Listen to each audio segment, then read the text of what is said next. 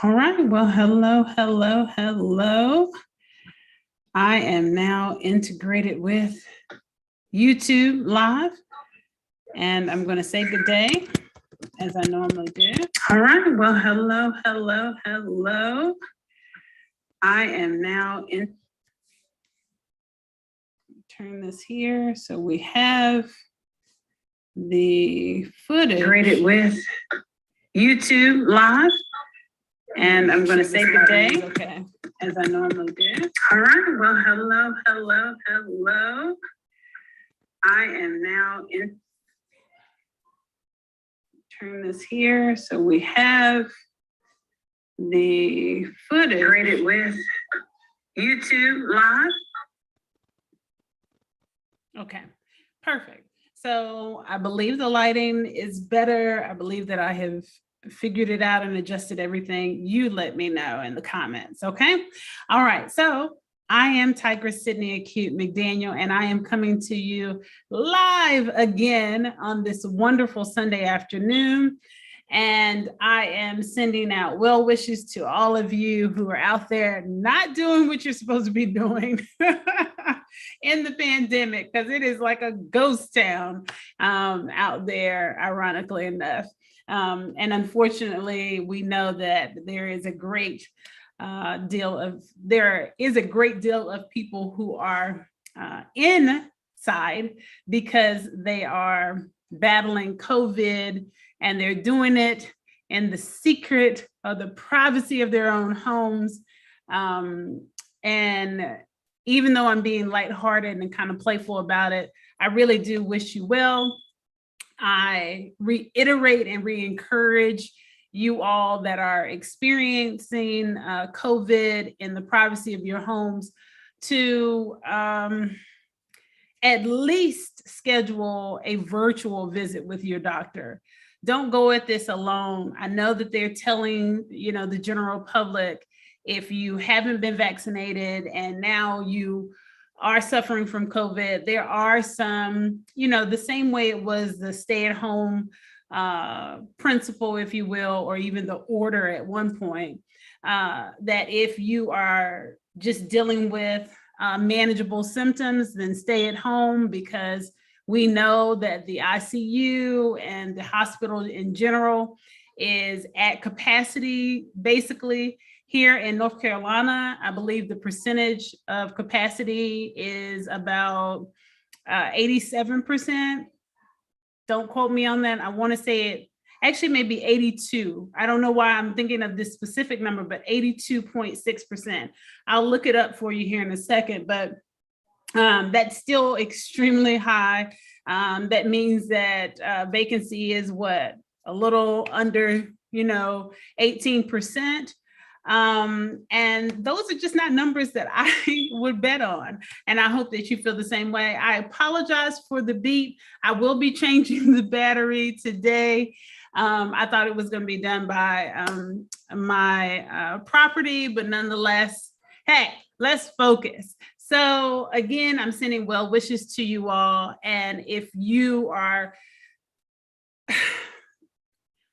I strongly suggest that you at the very least schedule a virtual appointment with your trusted physician, just to make sure that, what you deem manageable symptoms are indeed manageable from home.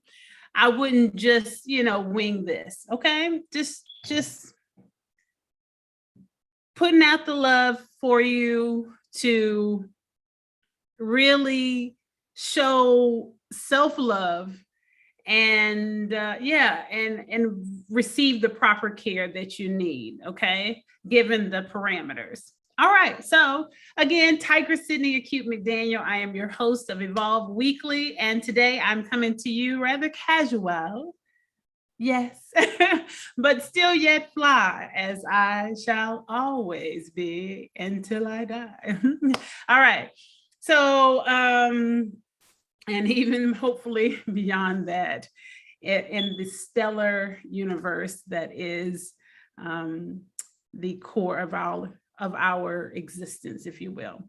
Okay, so today I was trying to determine whether or not we would go west or east or the middle part of the country, and I think I have decided upon Kansas. So let's head on, let's head over to Kansas. All right. And I'm going to go ahead and share my screen. I also wanted to make a reminder, and it serves as a reminder to us both, you and me. We are going to double back for New York. Remember, their legislative organization is pretty intricate, and it would take more than just 2 sessions. And so we're definitely going to revisit that.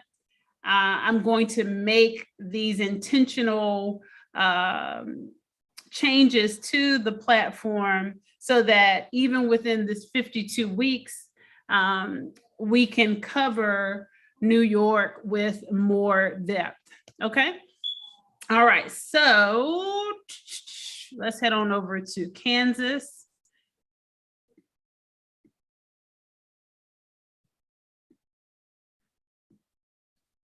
Okay. And as always, before we begin, I will affirm, may I further enlarge and enliven our collective and individual understanding on the topics that will be discussed, and may I not cause further divide. May I also encourage unity, more unity. All right, so here we go.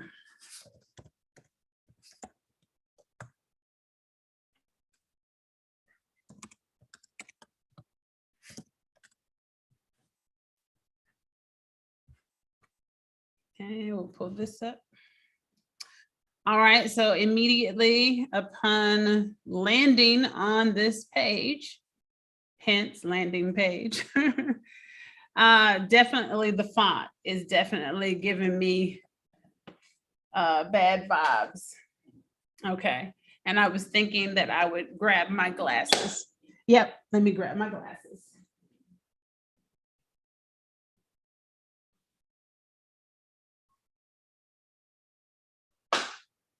All righty, here we are. Got the glasses. All right.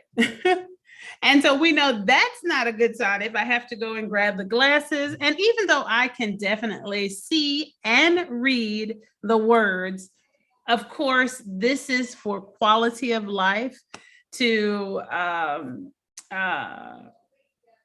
improve upon my eyesight and to slow down the aging process for my eyes, and just not even so much as just the aging aspect that will affect all of our eyesight, but more specifically, the nature of work that I do is what has affected my eyesight. Less my aging and more the fact that I am on the computer pretty regularly, maybe even more regularly than your average person, because of the mode of academia that I'm in, both as a PhD student or ABD, right? And a law student, and with my business, which is driven by remote processes or processes. And yeah, so this screen, some call it the black mirror, like the phone, right? And then the blue light from the screen on my devices, the iPad, my iMac, all those things, right? So, but that doesn't mean that it is okay for these fonts to be this small. I would imagine that this would not be comfortable for anyone. Generally, this would not be comfortable. And we've seen that it's very possible to maximize the page space and use a more legible font, a larger size font. So that's going to be the first thing that we notice for improvement upon this legislature website. And I mentioned that I would go and check the percentage of vacancy.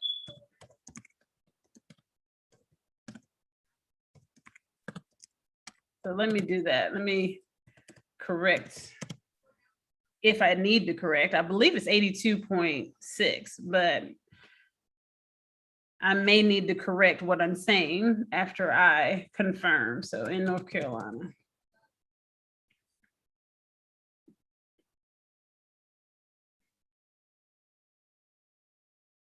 Okay, so this is hospitals reporting.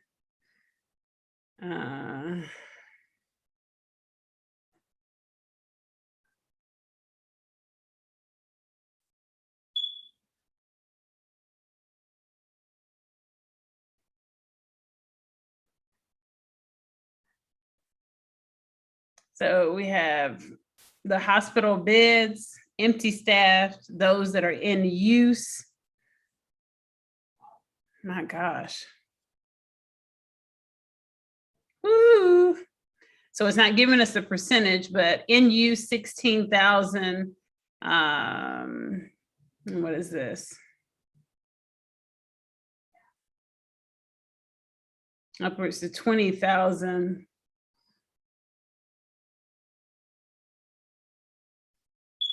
So it's definitely up there, 70, 80%. But I recall seeing an actual breakdown. Make sure. Let's see if it gives us the occupancy rates. North Carolina, 78%. Let's see. Occupancy rates in community hospitals. That has nothing to do with COVID whatsoever. So that was, that's awesome. Yeah, hold on. 1 second. I'm not sure if I posted it. It may be on my Facebook page. It may have come from a recent article. As vaccinations.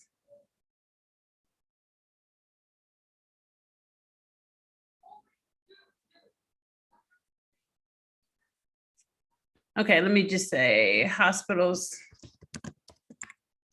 at capacity, at near capacity in North Carolina. Let's see.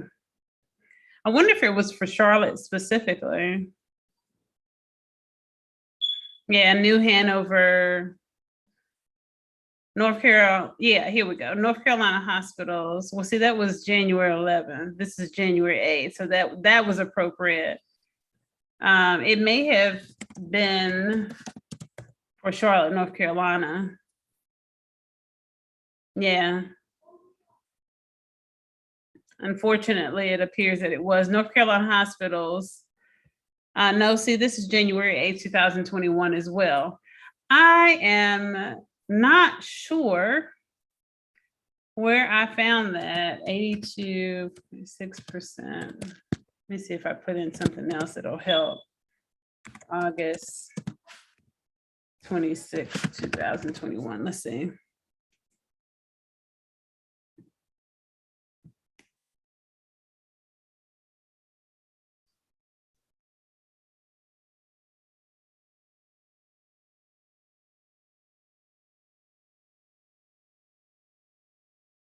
$3,651 people are currently hospitalized.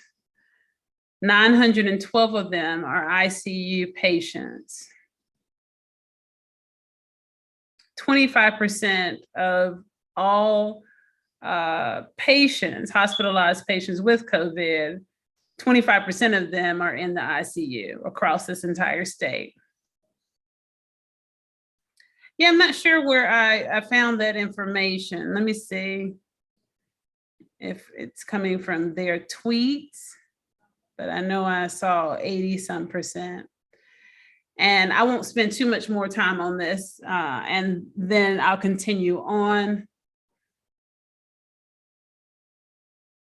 Okay, maybe this is where I was getting it from. I'm not sure. That's 12.8. This is the vaccination.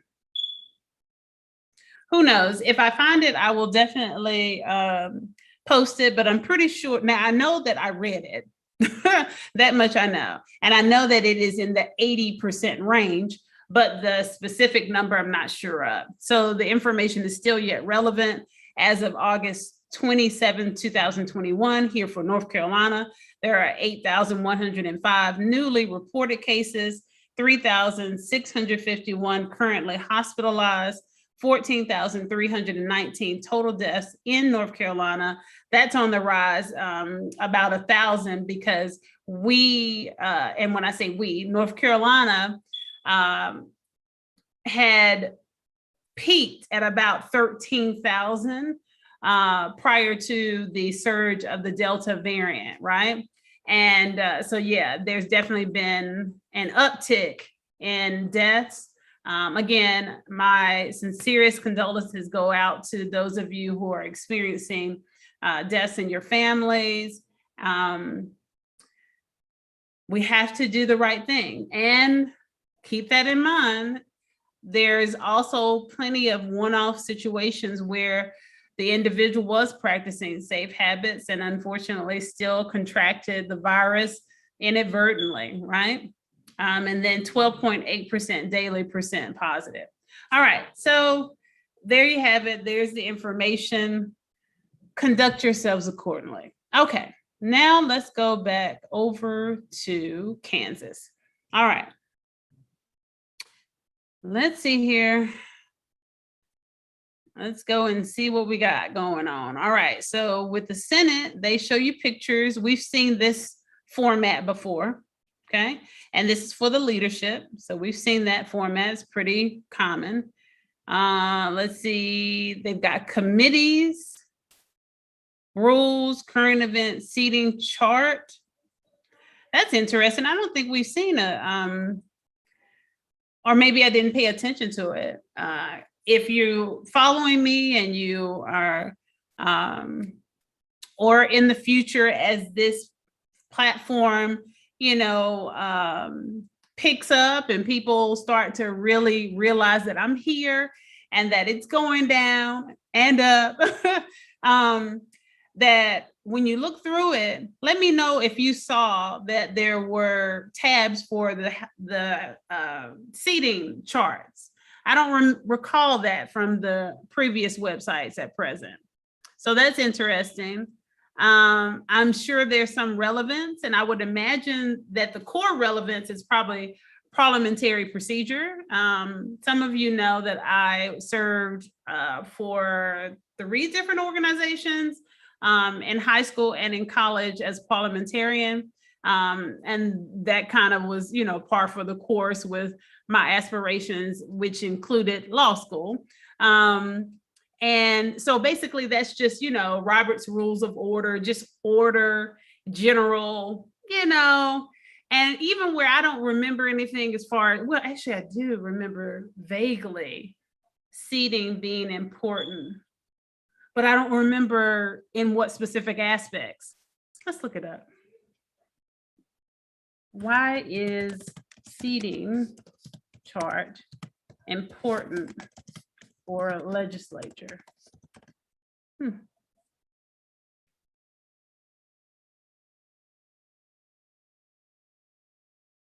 Okay, that's someone's blog. No assigned seats. How are the seats assigned in the Senate? That's a blog. So we're going to move on from that. We're going to go to the history.gov.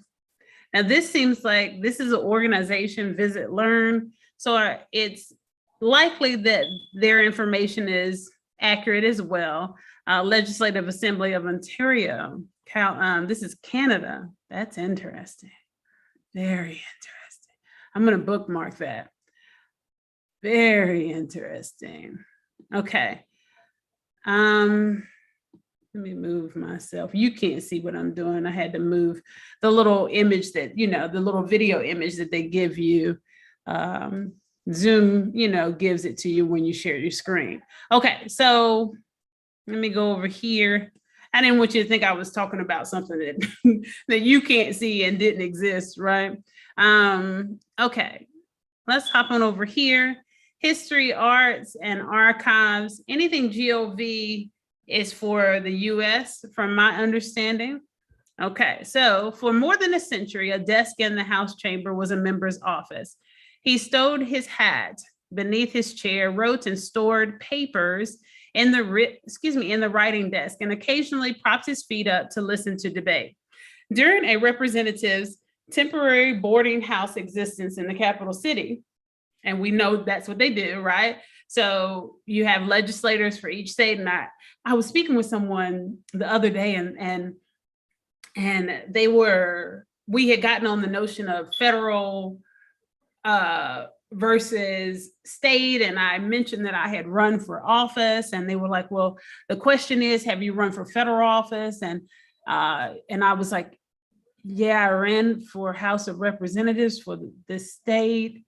And they were like, well, no, that's for the state. And I was thinking, okay, well, okay, we'll continue on. I didn't want to be that person, sometimes I do,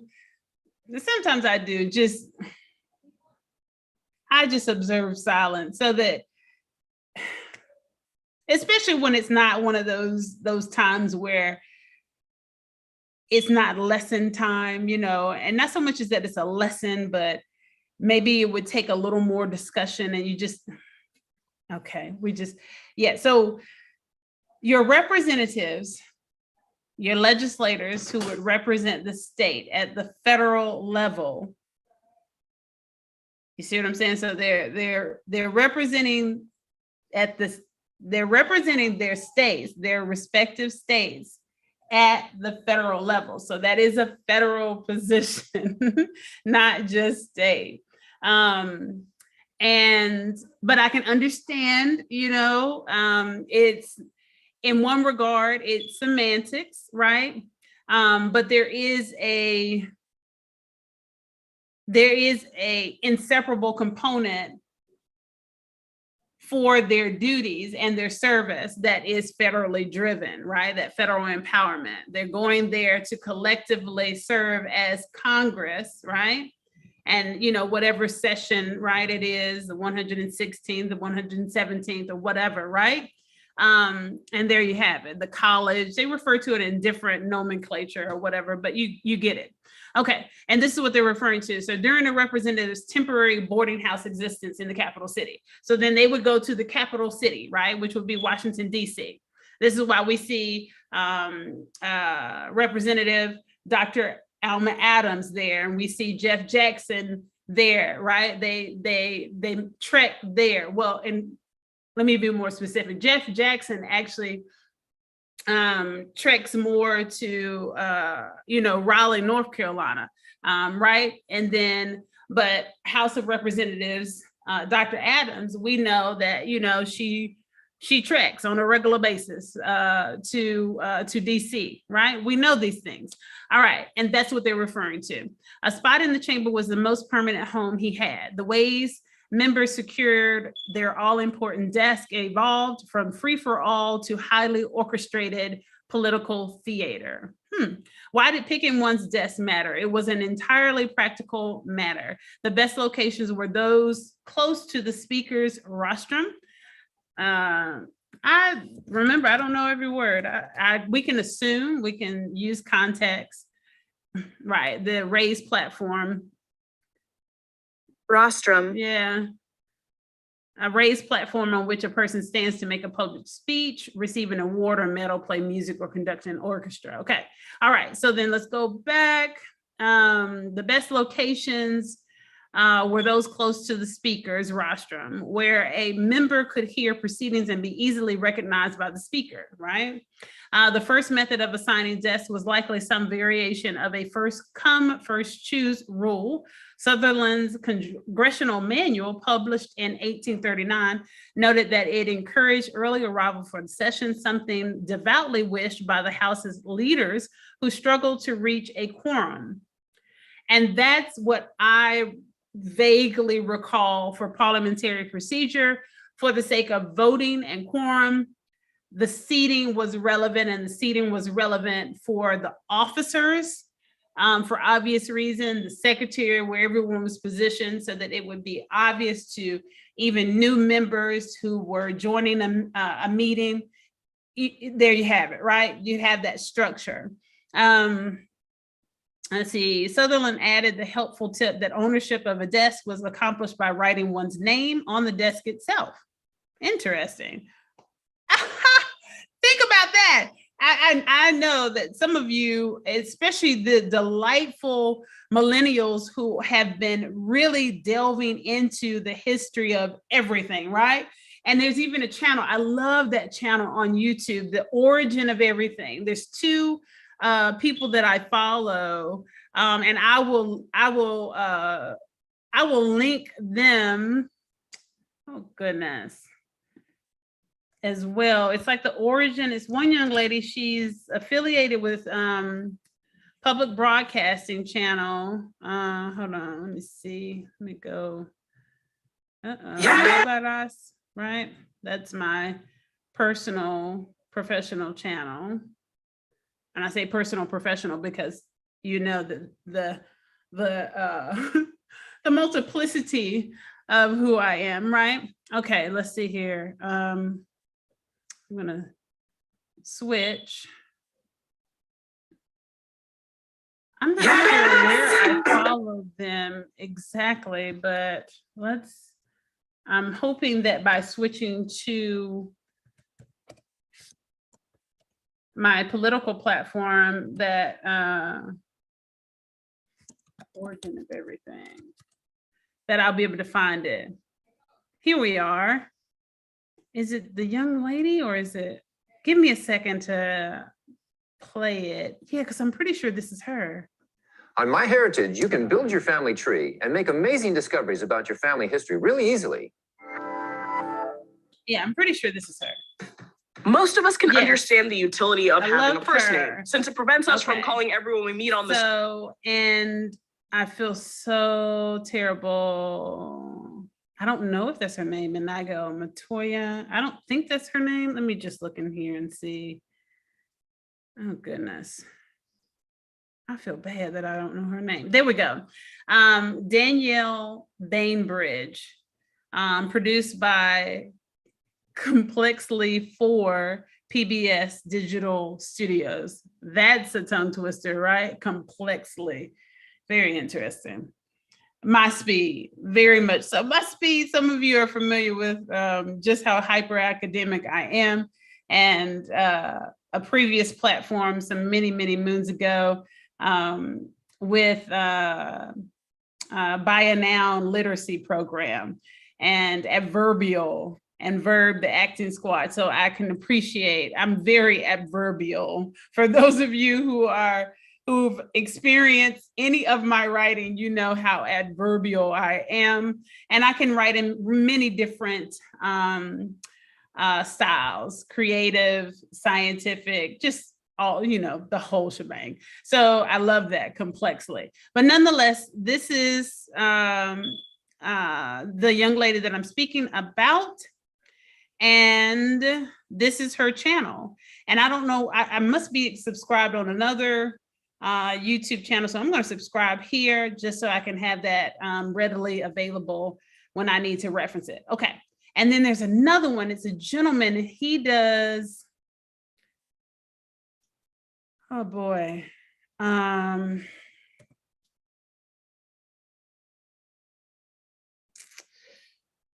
Oh.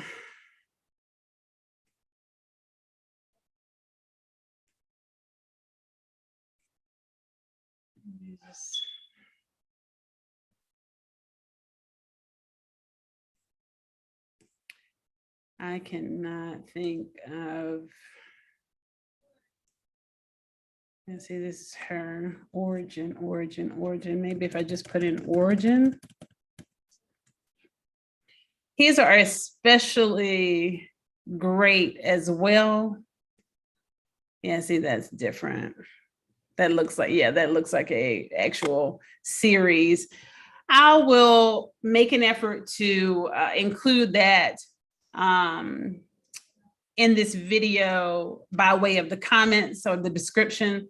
And basically what I'm getting at is this is hilarious to say that they basically first come, first choose rule, and they would write their name on the desk itself. And so this has been a point of contention for so many teachers with students writing their names on desk, right? Now this will not explain the absolutely disgusting habit of putting gum underneath the desk, right? But this is interesting. So this would be a way to explain away or to over justify or just justify, right? To straightly justify writing your name on a desk.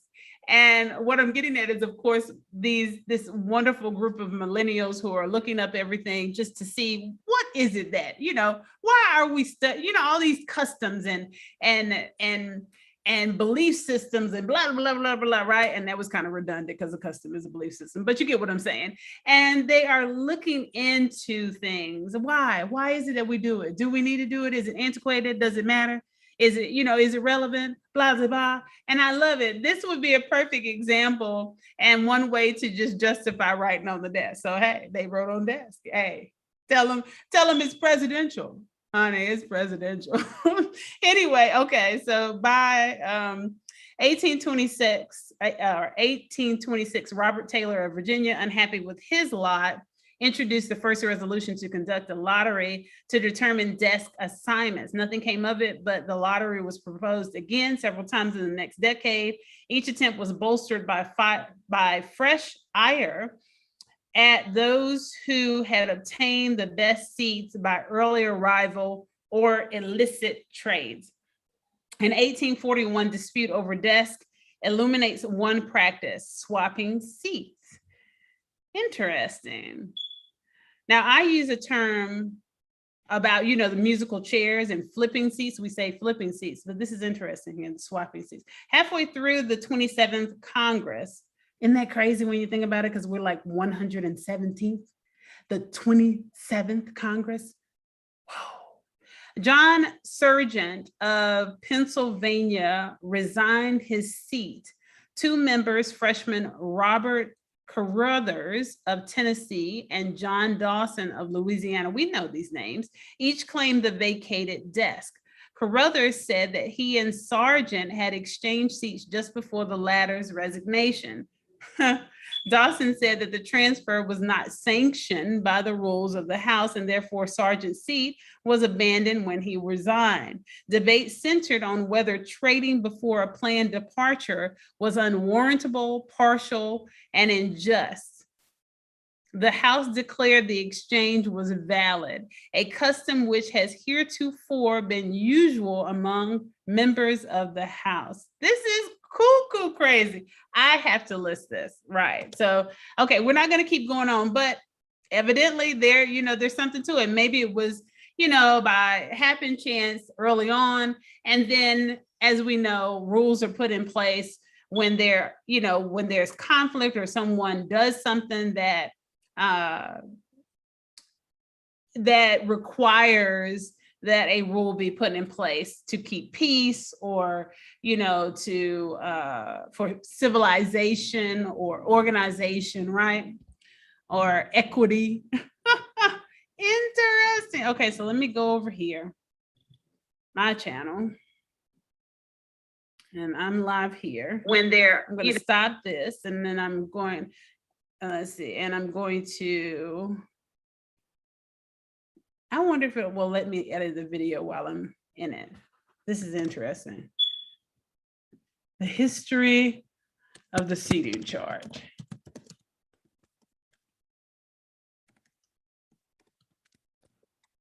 Okay. So we got that. I just learned something new. That's awesome. I'm with it. Home skillet. All right. So we hit save and that actually worked. Boom, boom, bam. Let's go on back to the seating chart. So we know the relevance. What does it tell us? What is this? Is there anything? I wonder what they intended that to be because it's not showing us anything. So that's another aspect of improvement. What does it say? Due to social distancing requirements, representatives will be seated in temporary seats in the House chamber, including the galleries. For the 2021 session, this temporary seating assignment is not reflected in the chart on this page. Yeah, so yeah, they have it, but we can't actually completely access it. I don't know. That's interesting. Let's see. But we're not going to continue on that. It's just very interesting. All right. And they, much like several other legislative bodies that we have seen, they are adjourned until Monday, January 10th, 2022. Okay, let's go and let's do our tally. Very interesting. So we're not getting, I guess we're going to find the legislators, yeah, right here. And again, we get the House, we get the House and the Senate leadership, the Senate roster and House roster and committees, but we don't have just senators, just House of Representatives. So that's very interesting here. Let me look on the side and see if there's, no. All right, so let me see what we get on the roster. Oh yeah, this we already know, and this is not appealing at all. Now it is great because the roster is, it looks like it's especially easy to print. Let's click here. Even if I were to just click print, let me see. I'm gonna save it. Let's go to it and see what it looks like. Is it formatted well? Yeah, it's formatted well. Formatted very well. Interesting. And we get all their notes in here. We get the address. Oh yeah, that's pretty darn thorough. Now, of course, it's not going to print well. You'd have to, I mean, it's great for a numbers, for iMac or Excel sheet. It's wonderful. But as far as for printing and having ready access to it that way, let's see, maybe just printing from here. Yeah, so you can print it out, but you're not going to have the other information that is on the download, which is on the download, like on the download, like the address and all those things. So we'll come out of that. Very interesting. So this is not appealing at all. And we're not getting any designation as far as Democrat or Republican that is readily available for us to count. Okay, yeah, not good. And I'm telling you right now, this would be a no-go for your girl because I don't want to have to go through each and every one of them. Oh, wow. And it looks like if we look at the numbers, we can deduce, we find the highest number and deduce that is the number of House of Representatives, right? So, and we can also cross-reference that with the seating chart. So 124 is the highest number that I saw. And yeah, that's another reason why we are not going to click on every one of the House of Representatives, 124 of them, to be able to know we're not doing that. So we're going to find another way to determine whether or not it is a Democratic or Republican majority. We presume, because it is Kansas, that it is a Republican majority because of the region. We're going to access the demographics from the census here in a second. But yeah, so this is no Kansas, no ma'am. No ma'am. All right, so we're going to go to the Senate roster, and we got the same thing. They're adjourned because it's the whole session and blah, blah, blah.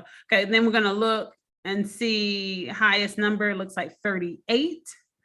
Yep, we're not clicking on each one of them. We're just not doing it. Nope, not doing it. We can say the first that came up for the senators roster was Republican, and the first two for the House were Democrats. But that really doesn't tell us much of anything because they are listed in alphabetical order, and that's the significance as opposed to their partisan affiliation. Oh, this is not good. All right, what is this? Historical. Maybe we'll get something here. Nope. Research. Nope. Calendars. Nope. Journal. I wonder what we get here. Let's see. No recent House journal. No, okay, so there haven't been any recent journals. So, and that makes sense because they're adjourned. Okay, so we can't find it there. I was hoping that maybe, we find the House journal and something says, oh yeah, we have so many Democrats and so many Republicans. I was reaching and I know it.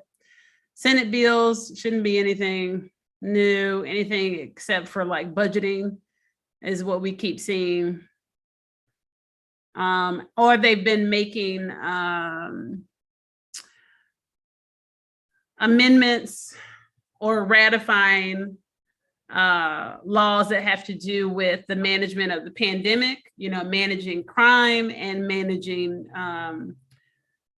societal needs during the pandemic. One such need is liquor licensure, consumption of beer and wine,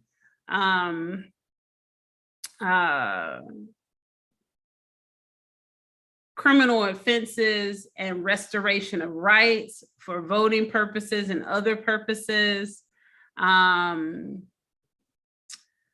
reform of law enforcement policy, things of that nature. And this all coincides with that. So, but that doesn't help us with, our tally, but it's still good to see that they are, even though we have not achieved sweeping legislation for the reform that we seek, there has been incremental legislative change across the nation. So it's good to see. Now, some states are they're hell bent on not changing a thing. And those are the ones that we need to really have on our radar and work together collectively, and not, like I said, not in our silos, and work together to petition and realize change. All right, I've said this word several times, so let me look it up for you. Silo, a tower or pit on a farm used to store grain, right? Or otherwise siloed, isolating from others, right? Okay, there we go. So let's go back. And there's a star. Why is a star important for Kansas? Let's see, star, yellow star in Kansas. What's the significance?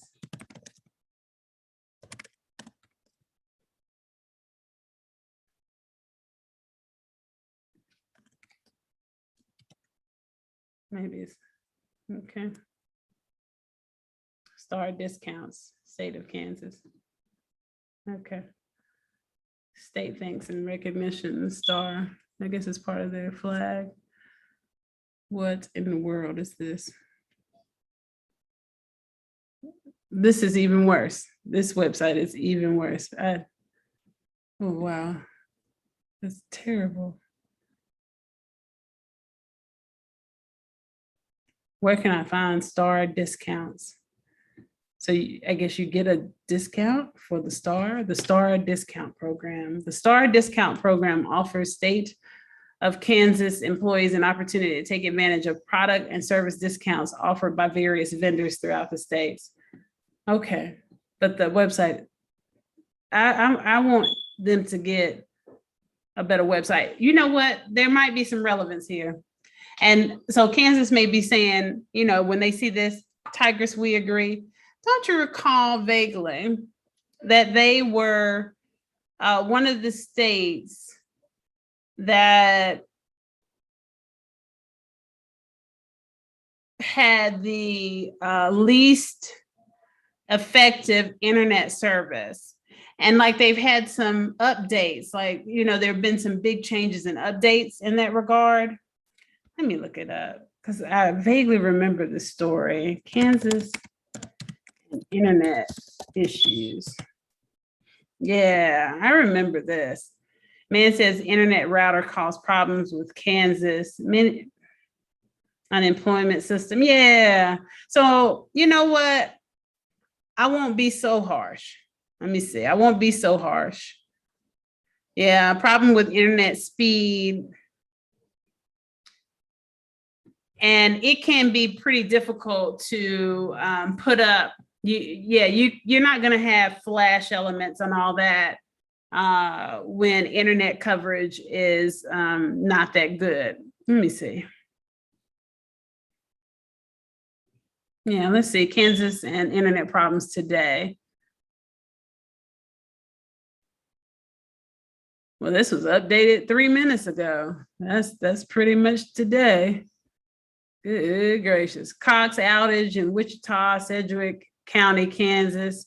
So I guess Cox handles their internet services, probably one of the larger providers. Cox problems in the last 24 hours, the following charts shows the number of reports that we have received about Cox over the past 24 hours from users in Wichita and nearby areas. And outages determine when the number of reports are higher than the baseline. And of course, the red being the baseline. This is interesting. Wow. And they've got all kinds of Twitter going on right now. Woohoo. And that's the 29th, which is today. Like they said. Okay. So, okay, well, and this is why it's important to live a little and engage a little and learn a little and not just, you know, be closed-minded and unwilling, which is closed-minded, unwilling to receive new information or to verify a thing or to confirm a thing, right? Well, so probably based on, you know, what they're working with, these websites are probably darn good. And I know this specifically as a website designer. I wouldn't consider myself a developer. I do know how to write code. Some know specifically that I took C++ and HTML in high school and college with the engineering aspect of my undergraduate science degree. And yeah, when you're in the beginning writing HTML, it looked like this. This is what you get. This is what you get, especially if you can't add those other elements, right? So, okay, I'm gonna let it ride. I'm gonna let it ride. I'm gonna let it ride. But I do still feel that we want to know who the legislators are, and we don't want just a roster right here. I want to see the pictures, and I want to know all this information. We generally all want to know that up front. All right, standing committees, they're pretty much, you know, the same across the board, you know, with probably slight variations across the board for the entire United States, right, from state to state. Okay. Well, let's see about their demographics. Census, Kansas, demographics. Okay. Quick facts. All right, population is about 3 million for the state. That was 2019. And just as expected, population 86.3% for Caucasian, African American 6.1%. I don't know how much of that is military. I know that my family, my dad, my mom, they were stationed at one point in Kansas. I'm sorry. Oh, they were actually in Oklahoma, but he visited Kansas City. Oh, good gracious. I know he was in Fort Sill, Oklahoma. What is the military base in Kansas?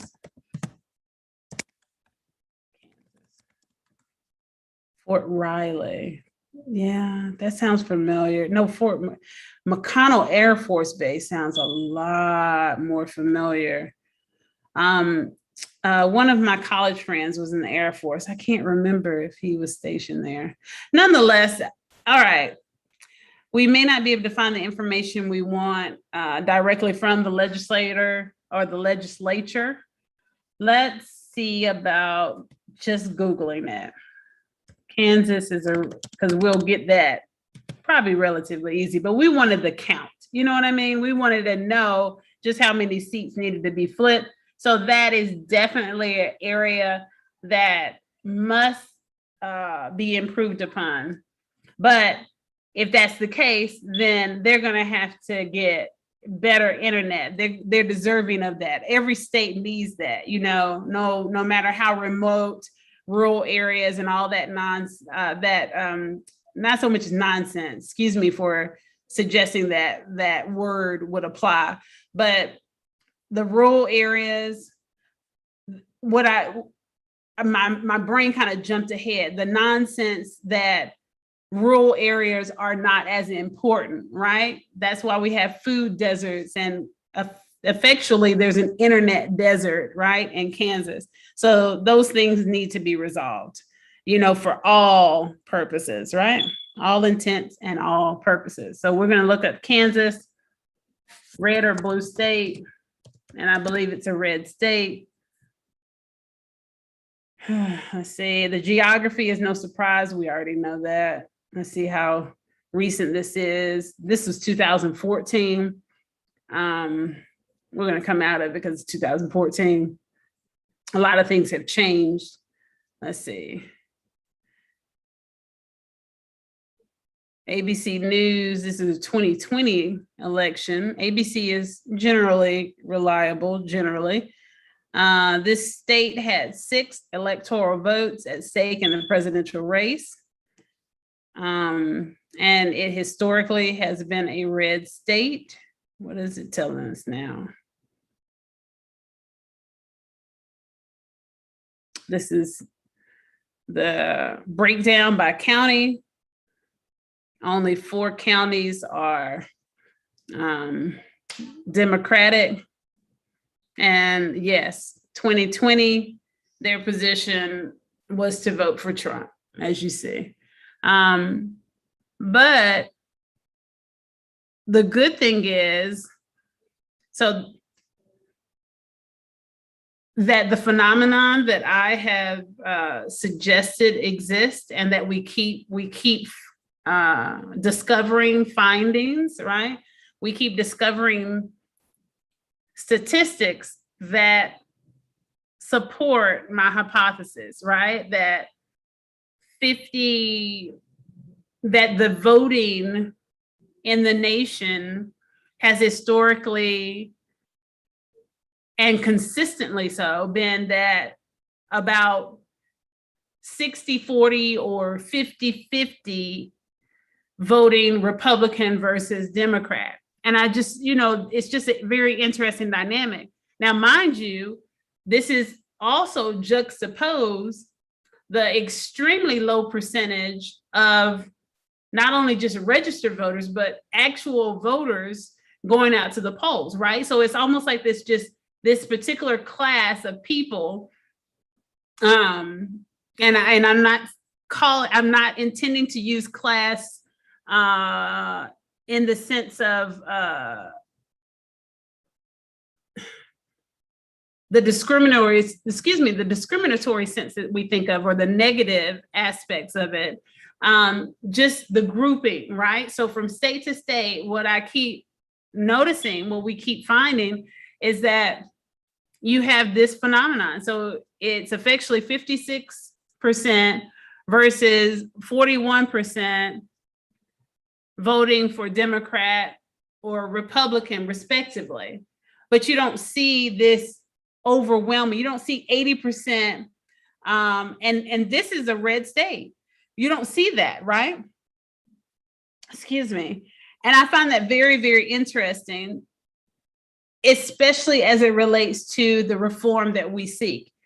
I believe that it shows, or at the very least suggests, that the consensus of society as a whole is changing. Now, of course, again, the further studies are required because a major issue in this study is the express fact that this percentage only holds water for a small percentage of voters per state. Like, for instance, North Carolina, generally, and at one point, it was like only 10% of registered voters or 10% of the population votes. Or, 10% of an area, a city or whatever, votes for municipal elections.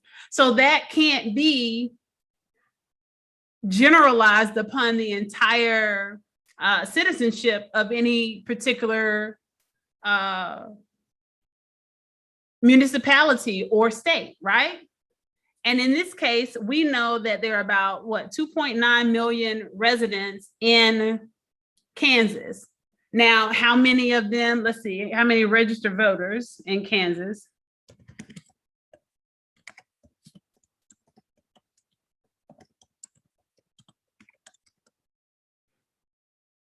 Okay. And it looks like Secretary of State handles it for them as well. So that's more information that we've discovered. All right, so August 2021, this is important. Let me move my little video that you can't see out of the way. Monthly voter registration totals. I wish it would give, I just want the whole thing. Okay, so this is almost 1 million. 1,000,004. 1,000,004. And look at that, lots of unaffiliated. That's also on the rise too. Independent status is on the rise because we're fed up. We all know that we're fed up with the two-party system. And not so, it probably less, no, we're all fed up with the two-party system. We just want to be able to vote our truth and, and vote for general equitable issues. Every once in a while on very specific, like generally we all, whatever group you identify with, you generally have a consensus within that group. So the Republicans generally have a consensus, the Democrats generally have a consensus. But then there's a breakdown of these sub-imagined groups that I've spoken about that on certain topics, they just cannot agree at all. They just cannot get on one page. But anyway, so you got 1.4 million. What did I just say? It's holding water again. In this case, 2.9, that's virtually half of the state is, number one, registered to vote. But then let's go back over here. Where are we at? Because 1.4 registered the vote, and this is almost all of them voted. Yeah, 1.4 looks like they all voted of that half of the state, and then half of that, it was basically broken down from half to half. And of course, if Donald Trump heard this or saw this video, he said, "Oh, absolutely, 56%. That's a sweeping advantage." And in reality, yeah, when you're talking about the numbers game and all those things, yes, it's a definitive win. Boom, it's a definitive win, right, for that state.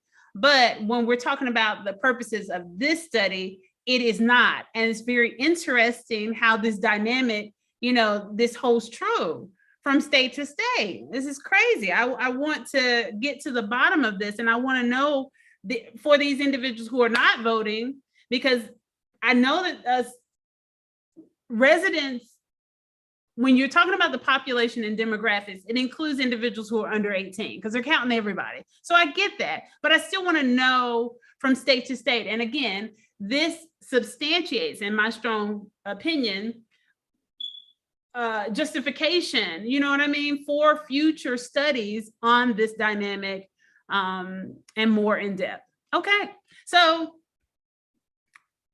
we know, well, we know it's a red state, okay, red state, but for it to be this red and nearly half, 40% to vote for Biden, I think that's very interesting. I think it's a positive, interesting thing. Very, very positive. All right. We've covered another state, y'all. Kansas. Woo!